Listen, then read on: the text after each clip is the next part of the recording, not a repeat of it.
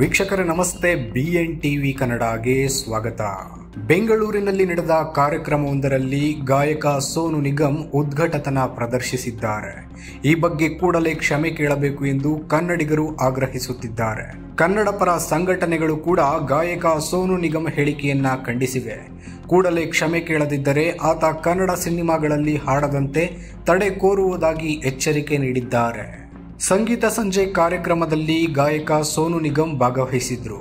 ಈ ವೇಳೆ ಕನ್ನಡ ಹಾಡು ಹಾಡುವಂತೆ ಕೆಲವರು ಕೂಗಿ ಹೇಳಿದ್ದಾರೆ. ಇದಕ್ಕೆ ಪ್ರತಿಕ್ರಿಯಿಸಿರುವ ಸೋನು ನಿಗಮ್, ಇದಕ್ಕೇನೆ ಪಹಲ್ಗಾಮ್ ಭಯೋತ್ಪಾದಕ ದಾಳಿ ನಡೆದಿದ್ದು ಎನ್ನುವ ಅರ್ಥದಲ್ಲಿ ಮಾತನಾಡಿದ್ದಾರೆ. मुझे अच्छा नहीं लगा कि वहाँ पे एक लड़का जिसकी उम्र मतलब इतनी जो उसकी उम्र नहीं होगी उससे ज्यादा, तो उसके पहले से मैं कन्नड़ गाने गा रहा हूँ और वो यहाँ पे मुझे so rudely threatening कि कन्नड़ा कन्नड़ा. यही कारण है पहलगाम में जो हुआ है ना, यही कारण है जो कर रहे हो यहाँ पे जो किया था ना अभी. ಕರ್ನಾಟಕದಲ್ಲಿ ಕನ್ನಡ ಹಾಡು ಹಾಡುವಂತೆ ಕೇಳುವುದಕ್ಕೂ ಪಹಲ್ಗಾಮ್ ದಾಳಿಗೂ ಏನು ಸಂಬಂಧ? ಕನ್ನಡ ಹಾಡು ಹಾಡಿ ಎಂದು ಕೇಳುವುದು ಭಯೋತ್ಪಾದಕ ದಾಳಿಗೆ ಸಮವೇ ಎಂದು ಆಕ್ರೋಶ ವ್ಯಕ್ತವಾಗಿದೆ. ಇನ್ನು ಕರವೇ ನಾರಾಯಣಗೌಡರು ಕೂಡ ಈ ಬಗ್ಗೆ ಸಾಮಾಜಿಕ ಜಾಲತಾಣದಲ್ಲಿ ಪ್ರತಿಕ್ರಿಯೆಯನ್ನ ನೀಡಿದ್ದಾರೆ. ಪೊಲೀಸರು ಈ ಕೂಡಲೇ ಇವನ ಮೇಲೆ ಸ್ವಯಂ ಪ್ರೇರಿತ ದೂರು ದಾಖಲಿಸಿಕೊಂಡು ಬಂಧಿಸಬೇಕು. ಕನ್ನಡದಲ್ಲಿ ಹಾಡು ಹೇಳಿ ಎಂದು ಕೇಳಿದರೆ ಅದು ಹೇಗೆ ಭಯೋತ್ಪಾದಕ ದಾಳಿಗೆ ಕಾರಣವಾಗುತ್ತೆ? ಕರ್ನಾಟಕದ ಯಾವ ನಿರ್ಮಾಪಕರು ಈತನಿಂದ ಹಾಡು ಹಾಡಿಸಬಾರದು. ಯಾವುದೇ ಸಂಸ್ಥೆಗಳು ಇವನ ಶೋ ನಡೆಸಲು ಮುಂದಾಗಬಾರದು. ತಪ್ಪಿದರೆ ಅವರೇ ಬೆಲೆ ತೆರಬೇಕಾಗುತ್ತದೆ ಎಂದು ಎಚ್ಚರಿಕೆಯನ್ನ ನೀಡಿದ್ದಾರೆ. ನಿರ್ಮಾಪಕ KRG ಕಾರ್ತಿಕ್ ಗೌಡ ಕೂಡ ಈ ಬಗ್ಗೆ ಪ್ರತಿಕ್ರಿಯೆಯನ್ನ ನೀಡಿದ್ದಾರೆ. ಭಯೋತ್ಪಾದಕ ಕೃತ್ಯವನ್ನು ಕನ್ನಡ ಹಾಡನ್ನು ಹಾಡಬೇಕೆಂಬ ವಿನಂತಿಗೆ ತುಳುಕು ಹಾಕುವುದು ಮೂರ್ಖತನವಲ್ಲದೆ ಬೇರೇನೂ ಅಲ್ಲ.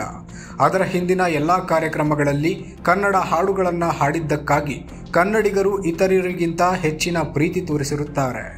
ಈಗ ಈ ಮೂರ್ಖ ಹೇಳಿಕೆಯನ್ನ ಅವರು ತಮಾಷೆಯಾಗಿ ಹೇಳುತ್ತಿದ್ದರು. ಇದಕ್ಕಾಗಿ ಅವರು ಕನ್ನಡಿಗರಲ್ಲಿ ಕ್ಷಮೆ ಕೇಳಬೇಕು ಎಂದು ಆಗ್ರಹಿಸಿದ್ದಾರೆ. ಬಾಲಿವುಡ್ಗೂ ಮುನ್ನ ಸ್ಯಾಂಡಲ್ವುಡ್ನಲ್ಲಿ ಹಾಡಿ ಗೆದ್ದವರು ಸೋನು ನಿಗಮ್.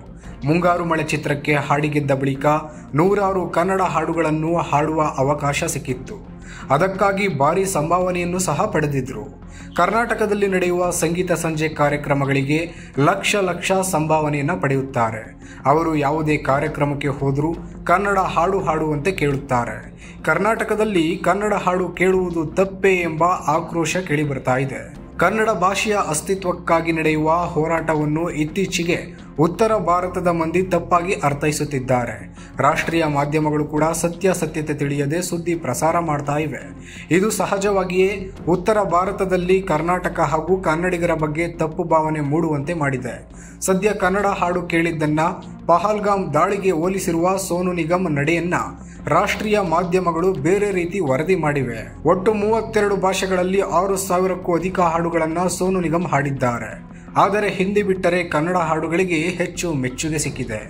ರಾಷ್ಟ್ರ ಪ್ರಶಸ್ತಿ, ಫಿಲ್ಮ್ ಫೇರ್ ಸೇರಿ ಹಲವು ಪ್ರಶಸ್ತಿಗಳು ಸೋನು ನಿಗಮ್ ಅವರ ಮುಡಿಗೇರಿದೆ. ಗಾಯಕನಾಗಿ ಮಾತ್ರವಲ್ಲದೆ ಸಂಗೀತ ನಿರ್ದೇಶಕನಾಗಿ, ಕಂಠದಾನ ಕಲಾವಿದನಾಗಿಯೂ ಗುರುತಿಸಿಕೊಂಡಿದ್ದಾರೆ. ಹರಿಯಾಣ ಮೂಲದ ಸೋನು ಸದ್ಯ ಮುಂಬೈನಲ್ಲಿ ನೆಲೆಸಿದ್ದಾರೆ. ಅಮೆರಿಕ, ಯುರೋಪ್, ಆಫ್ರಿಕಾ ಸೇರಿದಂತೆ ಸಾಕಷ್ಟು ದೇಶಗಳಲ್ಲಿ ಸಂಗೀತ ಸಂಜೆ ಕಾರ್ಯಕ್ರಮಗಳಲ್ಲಿ ಹಾಡು ಹಾಡಿದ್ದಾರೆ. ಆದರೆ ಇದೀಗ ಇವರ ಹೇಳಿಕೆ ಸಾಕಷ್ಟು ಆಕ್ರೋಶವನ್ನ ಕನ್ನಡಿಗರಲ್ಲಿ ಹುಟ್ಟುಹಾಕಿದೆ.